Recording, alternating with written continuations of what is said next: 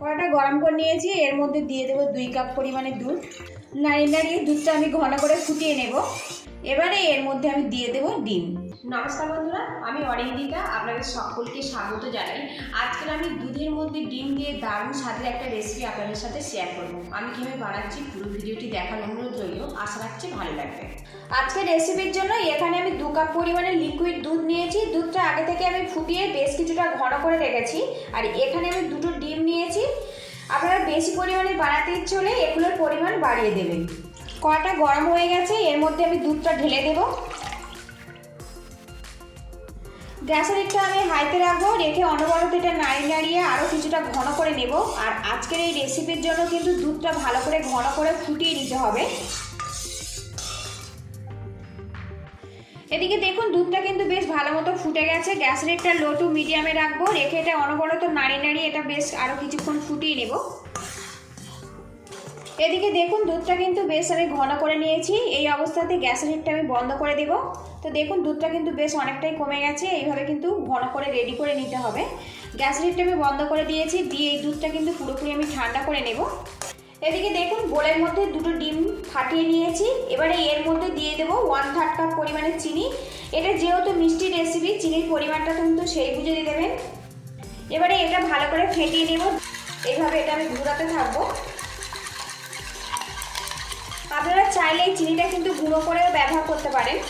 এখানে আমি গোটা চিনি ব্যবহার করেছি, তাই একটু বেশি সময় লাগবে এটা ঘোরাতে। এদিকে চিনিটা আমি কিন্তু ডিমের সাথে ভালো করে মিক্স করে নিয়েছি, আর এখন চিনিটা কিন্তু ভালো মতো গুলে গেছে। এবারে এখানে যে দুধটা ফুটিয়ে আমি অর্ধেক পরিমাণে বানিয়ে নিয়েছিলাম ডিমের মধ্যে দিয়ে দেব। এবারে এর মধ্যে দিয়ে দেবো সামান্য পরিমাণে ভ্যানিলা এসেন্স, এতে ডিমের যে একটা কাঁচা গন্ধ না সেটা পুরোপুরি চলে যাবে। আপনারা চাইলে কিন্তু এলাচ পাউডারও ব্যবহার করতে পারেন। বাড়িতে যদি না ভ্যানিলা এসেন্স থাকে তাহলে এলাচ পাউডার ব্যবহার করবেন। আর ভালো করে একটু মিক্স করে নেব। তো দেখুন মিশ্রণটা কিন্তু আমার একদম পারফেক্টভাবে রেডি হয়ে গেছে। এখানে আমি একটা টিফিন বক্স নিয়েছি, আর এইরকম একটা ঢাকনাও আছে। আপনারা যখন এই রেসিপিটা বানাবেন অবশ্যই কিন্তু ঢাকনাওয়ালা টিফিন বক্স নেবেন, তাহলে কিন্তু রেসিপিটা খুব সুন্দরভাবে রেডি হবে। এখানে আমি একটা ছাঁকনি রেখেছি, এই টিফিন বক্সের মধ্যে আমি রেখে দেবো। এবারে এই মিশ্রণটা আমি ভালো করে ছেঁকে নেব।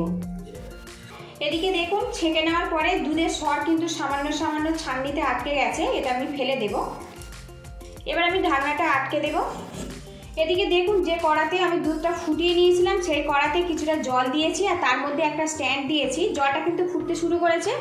এবারে এখানে দুধ আর ডিমের মিশ্রণটা টিফিন বক্স আমি এর মধ্যে বসিয়ে দিলাম।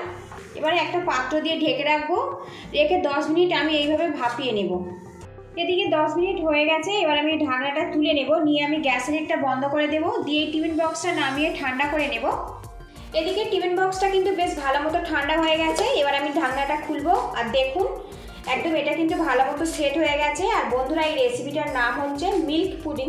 ঘরে থাকা মাত্র 2টো উপকরণ দিয়ে কিন্তু খুব ঝটপট এই মিল্ক পুডিং আমার পুরোপুরি কমপ্লিট হয়ে গেছে। রেসিপিটা ভালো লাগলে একটা লাইক দিয়ে দেবেন, আর চ্যানেলে নতুন হয়ে থাকলে চ্যানেলটিকে সাবস্ক্রাইব করে বেল আইকনটি অন করে রাখবেন।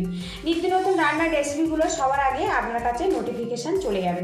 তো এবার এটা আমি একটা পাত্রে পরিবেশনের জন্য রেডি করে নেব। আর দেখুন কত সুন্দরভাবে এটা সেট হয়েছে, আর এটা খেতে কিন্তু খুবই ভালো লাগে। আমরা বাড়িতে ছোট বড় সবাই কিন্তু এই রকম টাইপের মিল্ক পুডিং হলে কিন্তু আর কিছু চাই না। মিষ্টি হিসেবে এটা খেতে কিন্তু অসাধারণ লাগে। এদিকে দেখুন মিল্ক পুডিংটা কিন্তু আমি একটা প্লেটে নামিয়ে নিয়েছি। এবার এটা আমি টুকরো করে নেব।